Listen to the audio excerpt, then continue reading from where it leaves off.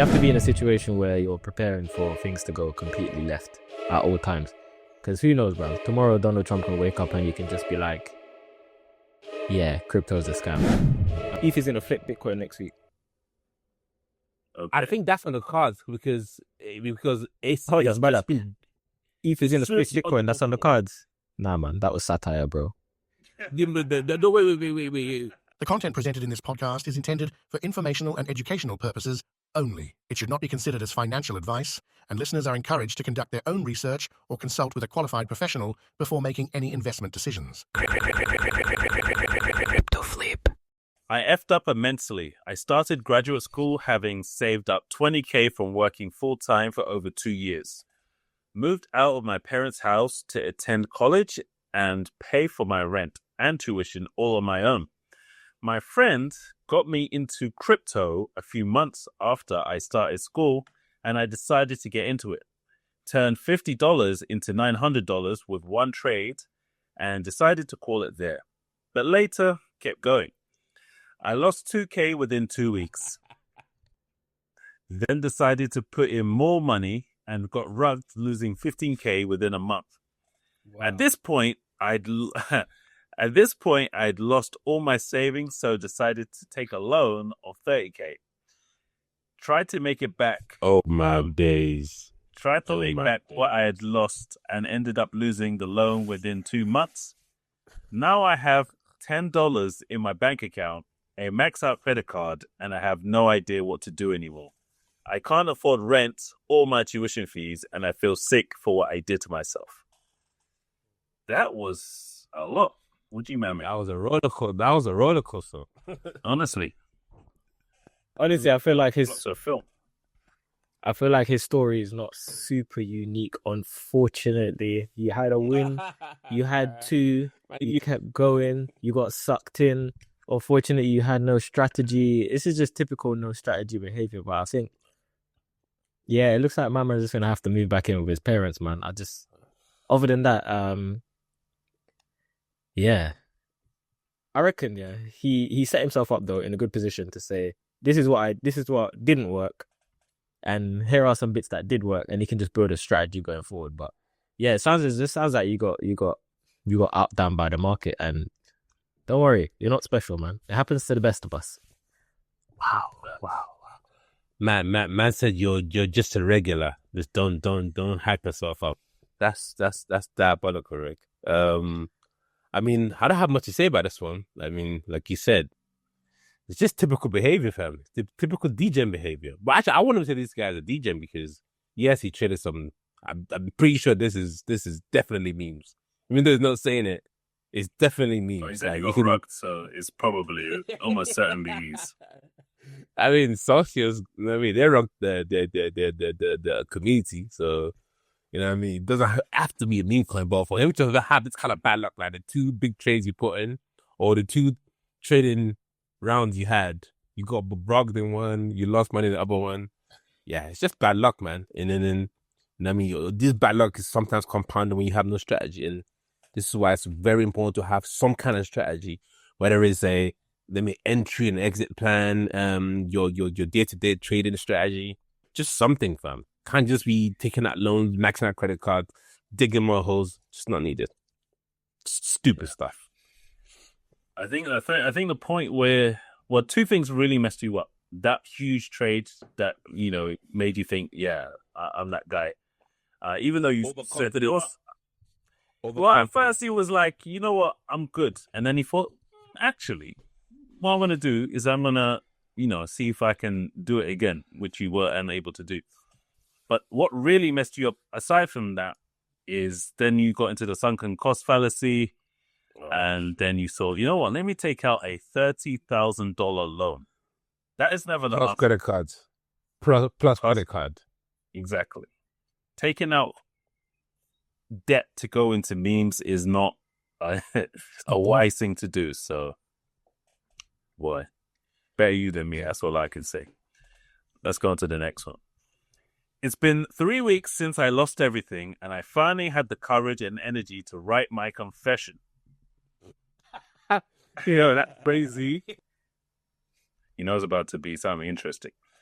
I've worked nights at a shitty dead-end job that I hate.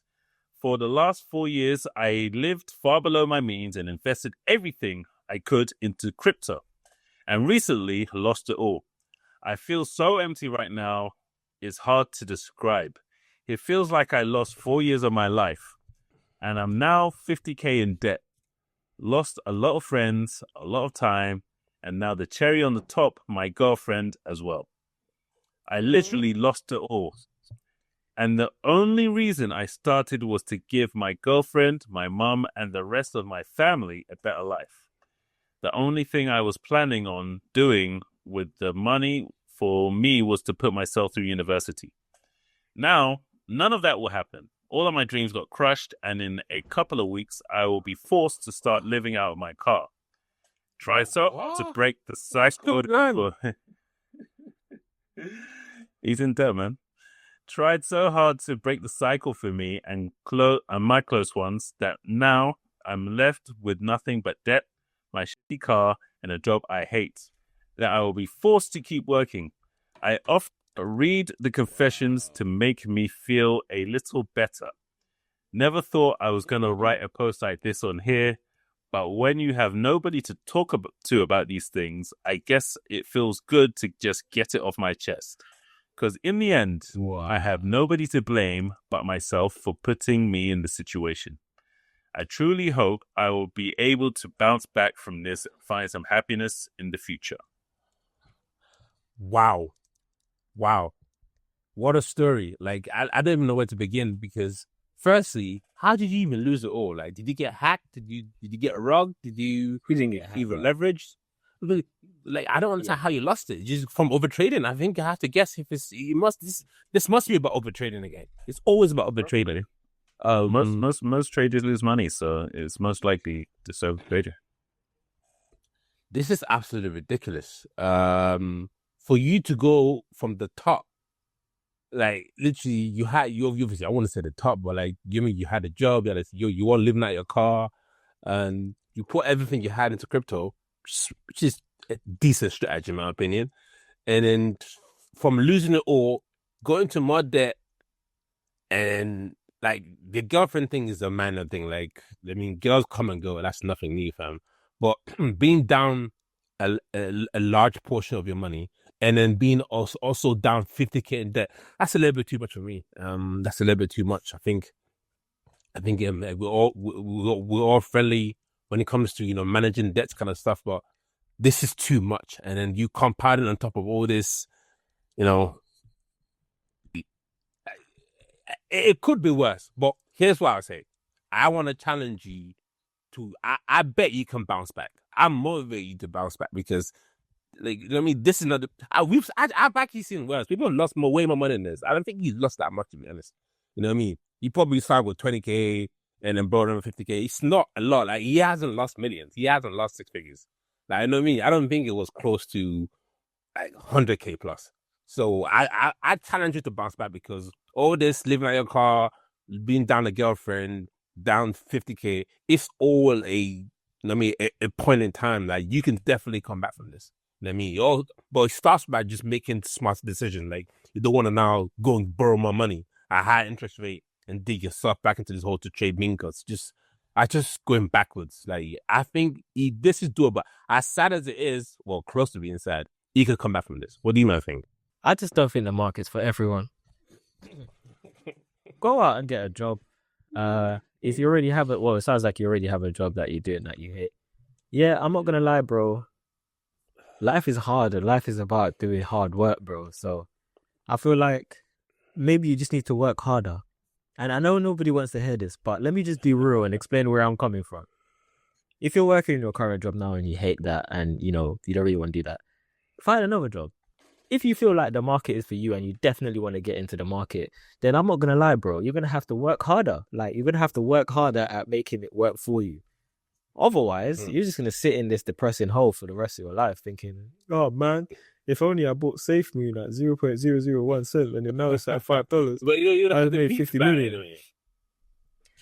Yeah, so, and the whole going in debt to buy a crypto, like, I know it seems like the ultimate like risk taker move, but bro, the market is all about controlling risks, and you obviously didn't control yours, and that's why you got wiped out, man. And trust me, we've all been wiped out in some way or another. But yeah, it just sounds like you just jumped off a bridge, and you didn't do any work, bro. Like, you didn't do any work. Like, your work was saying, "Oh, this coin looks great, I'm gonna jump in." That's not work, man. See, I feel bad for you, but I don't feel bad for you. So at the end of the day, man, I don't know. Work harder, I bro. know exactly. I know exactly what you mean. Like, it's like you feel bad for him, but at the same time, it's just like you want to challenge him to do better because you can do better. You get a better job, like you said. Yeah, it's like, for me, he's in a bad situation, but all is not lost. Like, you're homeless, but you've got a car. Even though you might not like the car, but you've got a car. That's more than, a lot of people can say. On top of that, you have a job. So you can save some money.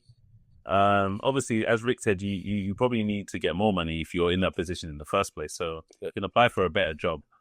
And then I think once you get a roof over your head, you're gonna have to start swinging for the fences once you put a little bit of money away. If you manage to get the new job. But it really depends what type of life you want, man. If you just want your 9 to 5 and you're happy just to mull through life and that's what you want, cool. Forget everything I'm saying and just do exactly as you're doing. But if you really want to elevate yourself, if you want to take it to that next level, gotta start taking more risks. Because let's be real. Man How said much more worse risk. can it get? How much Nah, worse you're can it taking the get? piss. You're taking the piss. It can. Well, I'm not telling it to get a loan. Man- I'm just saying, just Man put some said money aside. sell. I'm Man into said the market.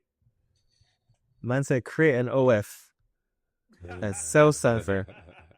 Sell yourself to maintain your positions in the market. That's crazy. I'm just saying. No, but I'm not. I hate you saying like we all agree like you just level up, man. I mean, step up. You know what I mean?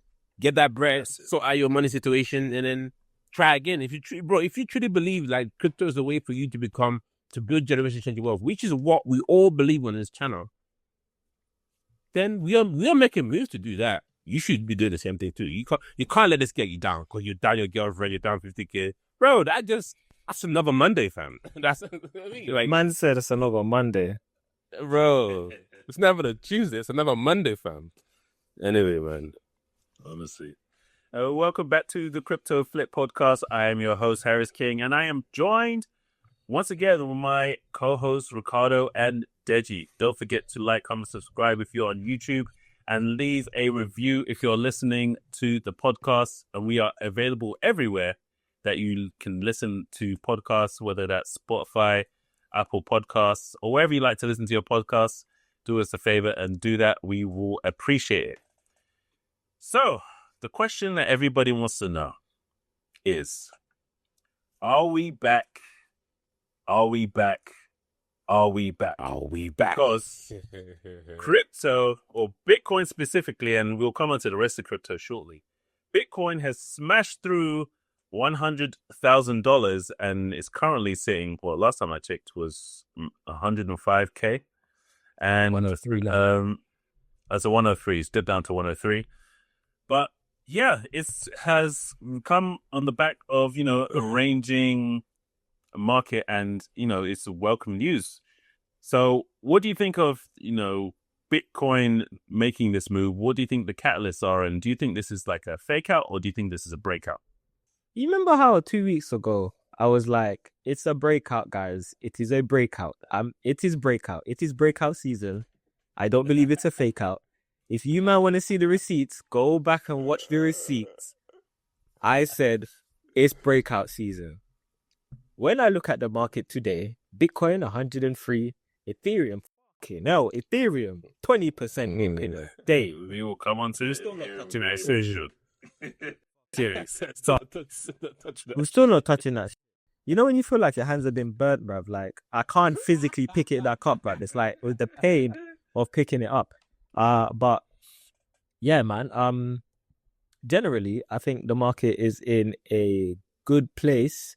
I think if people want to get into some tokens now, be wary, because Fair and Greed is currently sitting Let me check that. It was like 53.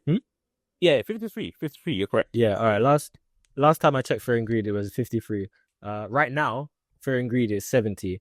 People are getting greedy, and you can feel the greed because you're looking at the market. You're saying, "Oh, I should buy some X, Y, and Z. I should buy some X, Y, and Z." You man should have been buying when it was fucking 20, when Fair and Greed was 4. We spoke about that. Yeah. However, if you want to jump in the market, I still think there's room for things to grow. Generally, Bitcoin still has some space to go up to something crazy like 150 from here, and I'm gonna say that and back that we're probably gonna see Bitcoin top out between 140 to 150 over the next couple months. But I don't really care about that. What I care about is how it's gonna affect the rest of the market. Yeah, and we can all see that some memes have been picking up in volume. Things like Pengu, Pepe, Brett, Whiff, these are up like 40, 50, 20% over the last week, which is massively good news. But generally, what I'm saying is if you're going to get into the market, just make sure you choose something that hasn't come significantly up until now. And I don't know, everyone has the coins that they watch and the things that they like looking at. Yeah, I'd say just jump in. I made some purchases recently, but I'm on the more conservative side. So like I mentioned, I'm in Seoul, which is great. When I look at that move now. Are you seeing them on the conservative side? Sorry to cut you off, Rick. We'll come on to that in a second. But I just want to know, are you more conservative because you are worried about, a potential pullback, or is it just part of a larger strategy? I'm always worried about a potential pullback. I think, yeah. You have to be in a situation where you're preparing for things to go completely left at all times. Because who knows, bro? Tomorrow Donald Trump can wake up and you can just be like, yeah, crypto's a scam.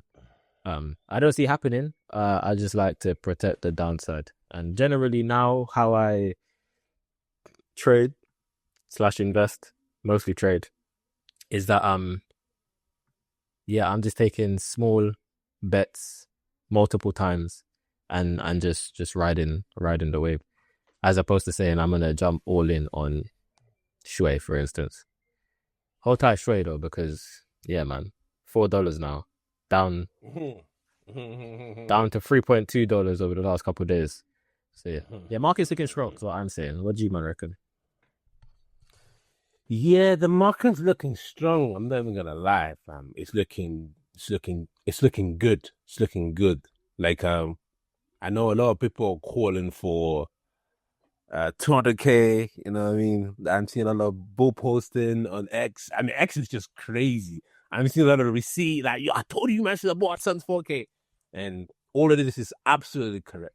Like, I think if you're gonna buy, like, even billionaires, like, the billionaires with deep pockets, they were buying at those range low sides, longing from 93, longing from 89. Like, just, you look at Michael Saylor. Michael Saylor has a strategy.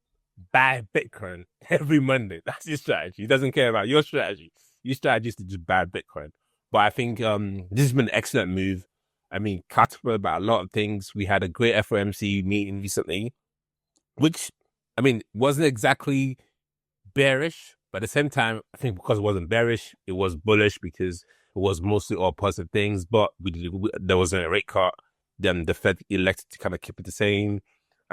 Trump called him a fool for that, but the markets reacted positively in terms of, like, we had a huge move, like a massive deviation from that range low 74K, and it's a beautiful move.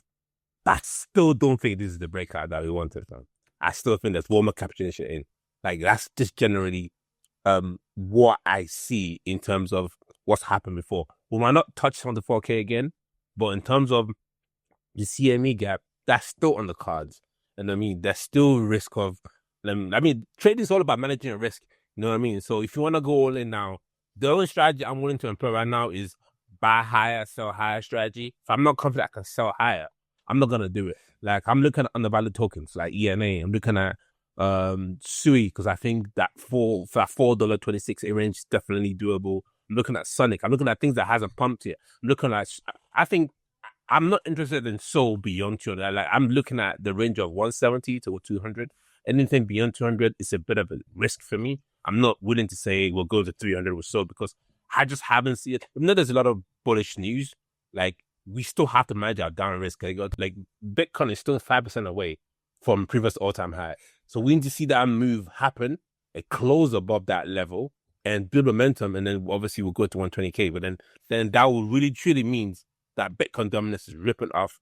Altcoins is not going to be that strong. So it's all about what are we getting? Are we going to get a massive Bitcoin move, or is Bitcoin just going to chill while Ethereum just outperforms? But it's definitely a trader's market right now. I think it's a good time to obviously get active, trade, you know what I mean, make some money. I wouldn't be short in this market. I would be looking for a long opportunity. But at the same time, I'm looking for some kind of like local top formation around that 103 range to 107 range. I don't think this is the breakout that we're looking for. Yeah, so I think there's I mean, first and foremost, it's been great to see the markets react in the way they've been reacting. And it's been a long time coming because you've been mulling in the 70s, going back and forth from 90s down to 80s. It's just been a mess. And it's been the weirdest bull market that I've ever seen. But where we, in terms of where we are and where we can potentially go, I think there's definitely some room for growth. I wouldn't get over exuberant right now, personally. That's how I'm looking at it. But I do believe that we still got room to pump. I think the price target, so 120 to 140, is in play for Bitcoin. And we can obviously touch on some of the altcoins in a second. But just regarding Bitcoin, I think that Bitcoin dominance is still high, which is good. And that gives me confidence that it can still do something special. But when we talk about altcoin, go on. Let me don't touch it out. Like one of the things I want to say about that is, I mean, the fact that Bitcoin dominance hasn't topped yet, because I think right now Bitcoin dominance is sitting around roughly. If I'm to check my charts properly quickly, BTCD is 63.64%. Like I think Bitcoin dominance will probably top. That's high, but I think he can move another leg. You know what I mean? That's why I still believe there is, like, people might think I'm bearish on the market. I'm not bearish on the market. I'm actually bullish. It's just that I think Bitcoin dominance has not topped yet. So if that hasn't topped, I don't want to hear anything about altcoin season. I'm not going to FOMO and put all my bags in altcoin. The only thing I'm interested in getting short-term trades, scalping and profit, at the same time looking at what Bitcoin is going to do. Is it going to continue going higher towards 120, or we're going to form a local top around 103 to 104 range? That's what we're looking for now. Like any of this move is definitely on the cards.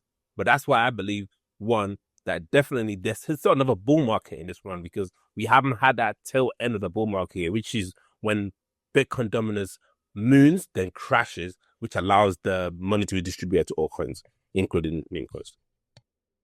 Yeah. So how would you identify that? So Bitcoin dominance top. I mean, like there are always signs. I think usually sometimes we get a Bitcoin dominance move with price, and everyone just kind of just powers in, and then that really, really pumps it. But I think like every other cycle in the past 4 cycles that I've been part of, every time Bitcoin dominance increases, usually Bitcoin price also increase. So I think that next capitulation that I'm saying I'm gonna get down to whatever range, wherever, like I'm trying to buy all the way down until we fall, because you can never really know where the local bottom is. But that next capitulation, I will bet the farm on it that the next rally up is a true bull market, because I think that's when you get a massive pump to 70%, because people are going to be over bearish. I think this is a bull trap, in my opinion, on altcoins. You know what I mean? The real move that you should be looking at is only Bitcoin. You know what I mean? What does that do? Because that will dictate what happens. Like, it's not time to be going 100x or 50x on altcoin trades. Like, that was just crazy. When it's time, that's when you know it's true altcoins. That's when you start doing 20x leverage on altcoins. That means you're comfortable. That means QT is done, because as far as I'm concerned, QT is definitely still on the table. That they're still doing QT right now, because we haven't had a rate cut. Yeah. So what are you saying? You shouldn't be watching altcoins in the market. You should just be watching Bitcoin and Bitcoin D. Bitcoin and Bitcoin D, And another way you can tell when Bitcoin dominance is topping out is when ETH dominance starts increasing as well, because ETH dominance is at all-time low even after this pump. Like, it's still nothing comparable to what Bitcoin is going to do. Bitcoin dominance is going to 68% easily. Because last cycle it topped at 70%. We might not get 70% this year, but actually we should get that, because there's so much institutional interest in Bitcoin, more than ever. So there's more dilution because there's more tokens as well. Bitcoin for ETH, yeah, but for Bitcoin has no dilution. Hey, what do you mean? What do you mean for ETH? ETH. So ETH had their Petra update on May the 7th. So that went out this week, and there's already been 38,000 ETH that has been burnt. So ETH is becoming deflationary, my guy, which means good. Yeah, good. ETH is going to fit Bitcoin next week. I think that's definitely the card. Say that again. ETH is going to flip Bitcoin next week. Okay. I think that's on the cards because it's ETH is going to split Bitcoin. That's on the cards. Nah, man, that was satire, bro. No, wait. Maybe not soon, but another way you can tell when Bitcoin is topping out is when you see ETH dominance taking over and Bitcoin dominance is plummeting.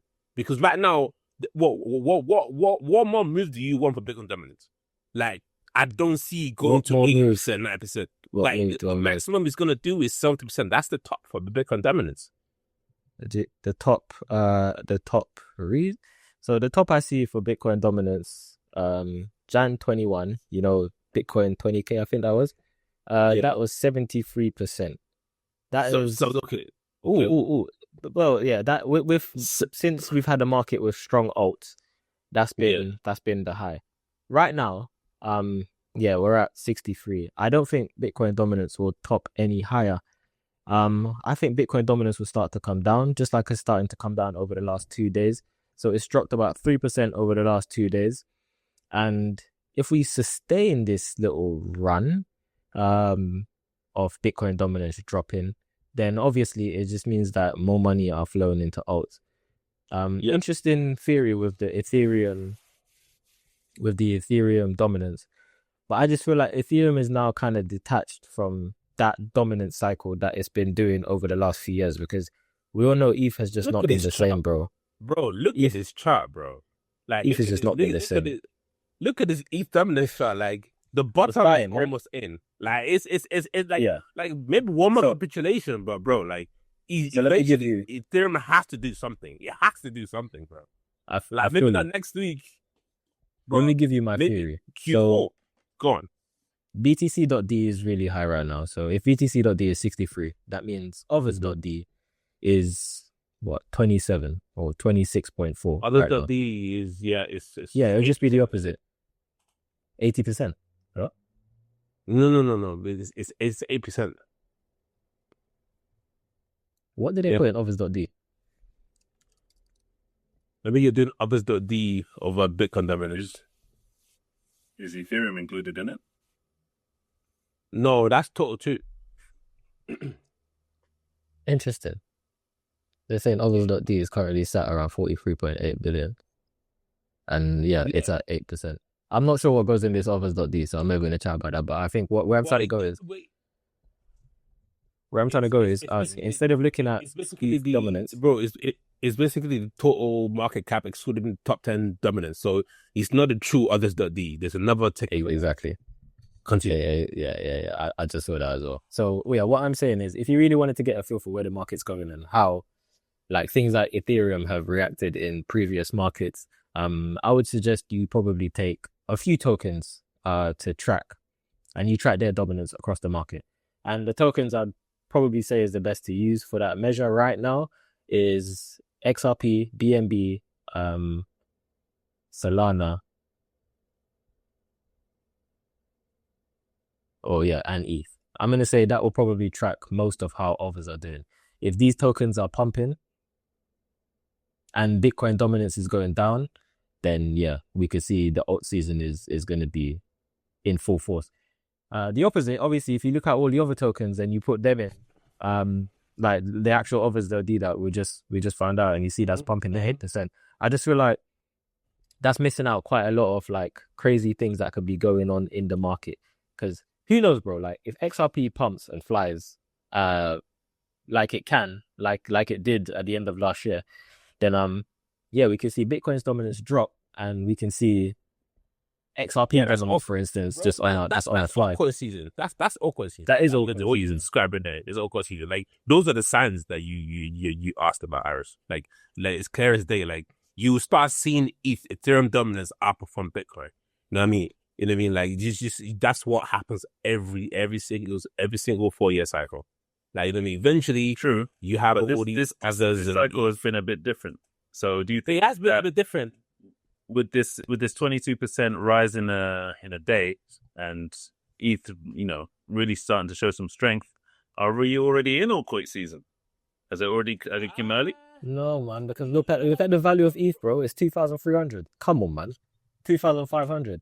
Bro, ETH was $3,000 at the end of last year, December. Yeah, it's not altcoin season, bro. It's not altcoin season. You can just tell as well because, bro, like the effects of QT still got its grip on the risk market. Because, bro, like all these charts that we're seeing that are looking great now, they could easily tumble on a bad week or a bad month. Facts. Easily.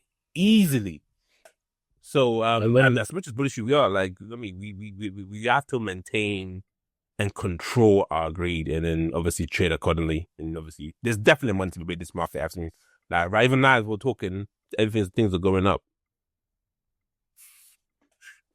No, it's true. I mean, we touched on it earlier, but I think it deserves its own segment. The Federal Reserve decided to leave interest rates unchanged, and Jerome Powell said that interest rates will go down this year, just not right now. And then the Federal Reserve also said that the risks of higher unemployment and higher inflation have risen. So with all of that sort of data, and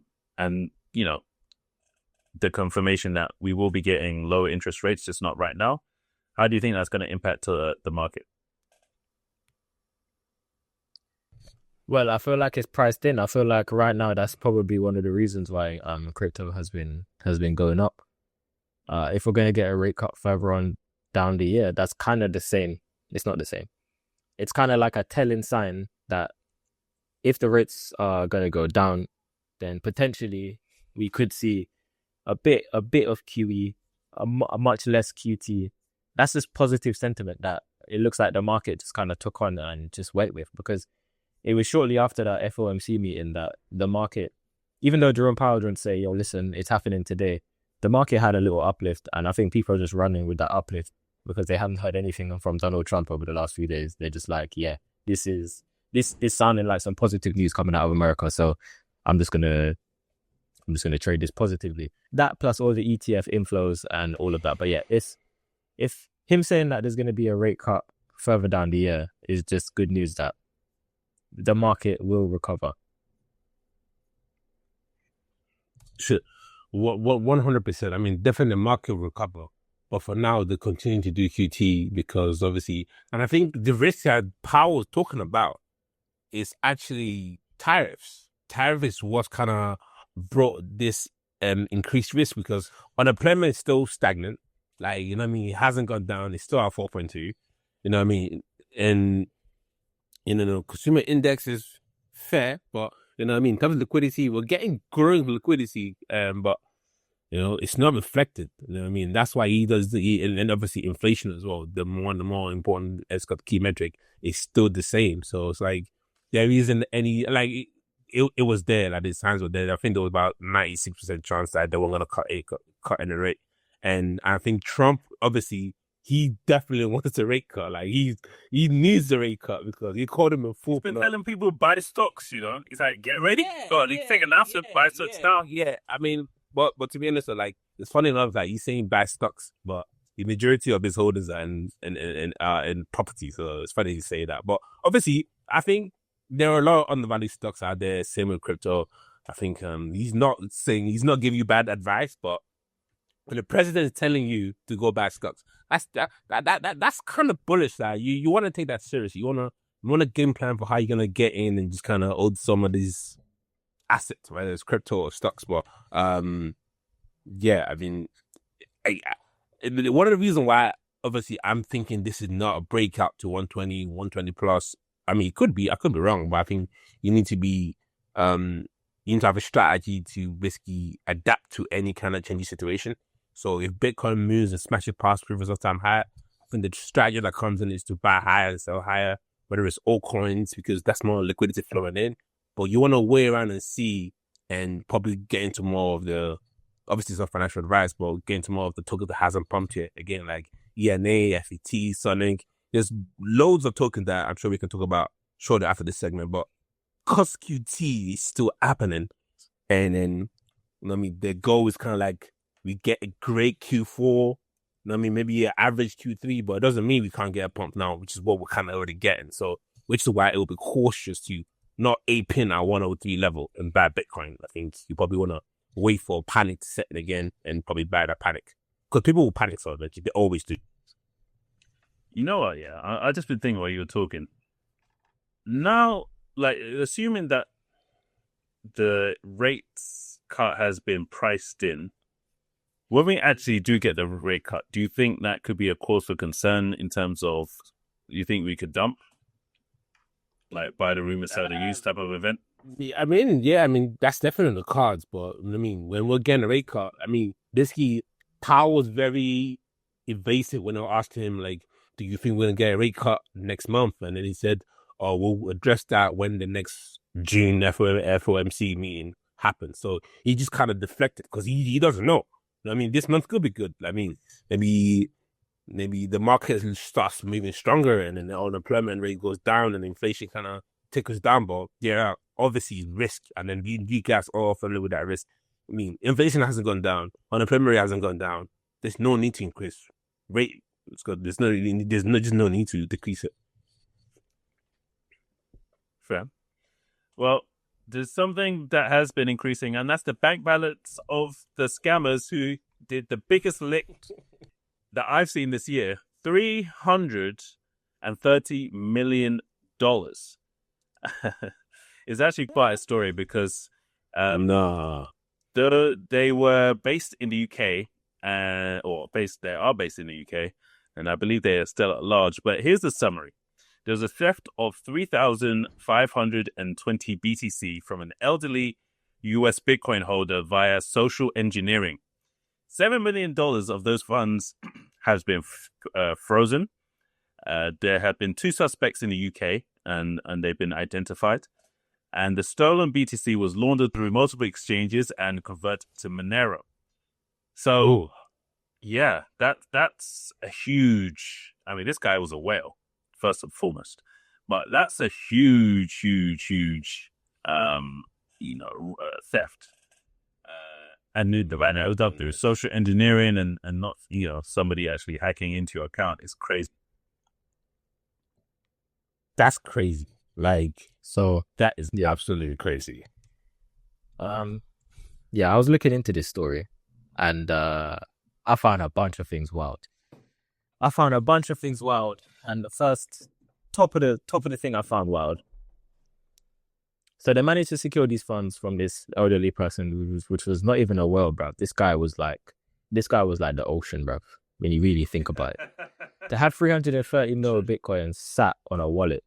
Like, yeah, that guy's a G. So they took the funds, they routed it through Monero because they thought, yeah, that's going to be the quickest way to make this thing private. And Monero actually keeps your private. But what was mad, yeah? Monero, before this hack, or before this person tried to start buying Monero, was $230, bro. If you look at the chart, the volume that he was pushing through was so mad, it wicked up to $330. So we're talking about a 42% move, bruv, for somebody that was holding Monero just on a whim. 42%. Sick. Because of overnight, like, we're not even overnight, we're talking over the course of like an hour. A couple of hours, because it took a while. And the way how he was doing the transaction, so he was running it through this mixing thing, and he was paying and he was doing it in chunks. And I'm saying he because some people think that they know who he is, some Camden Somalian gang. whatever.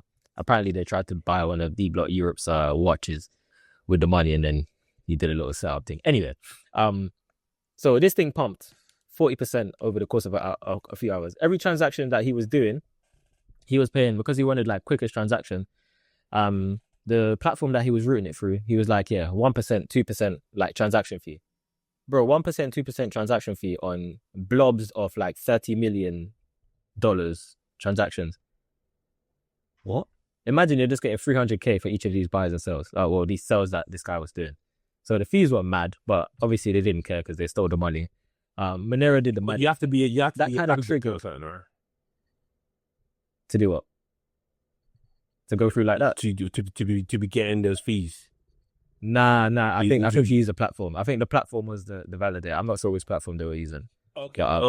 He just racked up the higher fees. Okay. But it couldn't have been an exchange because KYC and that. Yeah, he was on a mixer, so he can't be thinking. Yeah. So he goes to validators. That's what I'm trying to say. Yeah, he goes to Monero validators. That's what I'm trying to say. Imagine if you weren't doing the Monero validator though. Then the Monero validator. Huh? No. As in, like the funds, like you said, you were generating 300k transaction fees. That fees was going to the Monero validators, but they're the one that they're keeping the network secured. So the funds is split amongst the validators. So the thing they're the beneficiary of this hack. But wait, I got questions about this because I haven't heard of this. So this guy got away with it. He's Someone's been detained. They've identified who the two people are. So I don't know about got away with it, but they haven't recovered the file fully. Okay. The funds are gone, bro. The funds are lost on the blockchain, yeah. And also, and so 7 million of this was frozen. 7 million out of the 330. And we're gonna say something like 3 or 4% has been lost to fees. I say lost. Some Donny out there smiling that that they got that. So I feel like I'm not gonna lie to you. I've got a strategy now, fam. I'm just gonna buy and hold Monero, fam, because more hacks of this coming, fam. Man, you're gonna run into Monero, fam. It's gonna. I hear you. And I'd go one further, and I'd say we should probably track a privacy coin portfolio, and we should just go equal weight into it. Maybe 50% Monero, 10% Verge, 10% X, 10% V. Just track. This is not over. It's not over for the best boss. Go a step further and then be a validator for these things. So when it does happen, get the fees and chop it. But let's not forget though, because a lot of exchanges, especially in Europe, and the US, are going to start delisting Monero because it's obfuscating your identity. So you could just get locked with these Ps. Obviously, there's always mixes. Just saying, but crazy. But just on this as well. So imagine the same guy that pointed out that this Bitcoin is moving from this like old wallet. Zach XBT, some Donny on Twitter, he just does the research. The guy's been said. The guy said again 2 days ago that about $45 million has been stolen from Coinbase users in the last week, and it's not like from they've been hacked or anything. Like what Harris just said, bro. These are social engineering scams.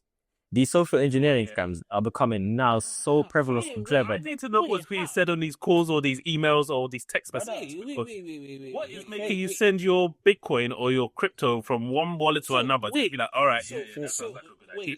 Mandem, so this will send 330 million of Bitcoin by himself. I think he was hacked. That's what's truly getting it, bro. Nah, bro, it's so really, he did it himself. Hey, nah, man. Nah. Of his own he was hypnotized. I don't even think it's like that. I think, bro, I think it could have been something as simple as saying, hey, listen, the tokens that you have, hey, I'm a representative from Coinbase. We realize that you have a large token holder. Hey, here's some information about what we've done. Here's some stuff that we can do for you, blah, blah, blah. If you want to keep your crypto safe and be up to date with the latest ledger, blah, blah. You should transfer your funds to this address. This address is made. They wouldn't even do that. They might just embed a link with a button or whatever. You click it. It looks like Coinbase. You put in your information. Bang! They got your thing. But yeah, you could be sending your wallet from here to there as well. it just depends on what level of security you're dealing with when it comes to exchanges. If it is an exchange that they're taking Crazy, from, man. it's not Obviously, yeah. Hey, Mandem, yeah, let me say something, yeah. Obviously, I'm not trying to say I don't have crypto, really, but if I had crypto, yeah, and I had 330 million worth of Bitcoin, I'm just trying to figure out how much Bitcoin is that, because at today's prices, I even 3,520 Bitcoin is how much it was when it was sold. Cool. So 3,500. Basically, let's just say 3K Bitcoin. Yeah, I have 3K Bitcoin to my disposal. Yeah, someone hit me up saying, yeah, by the way, blah blah blah blah blah. You should keep your funds secure here. Send them half a Bitcoin, because I feel like you are your own biggest custodian. You know what I mean? Like, you are the one that can keep it safe. Like, no one's else going to do it for you. Unless there's a service or a company that's out there that can guarantee, well, we can guarantee up to, like, the same way our banks will guarantee up to £75,000 protection.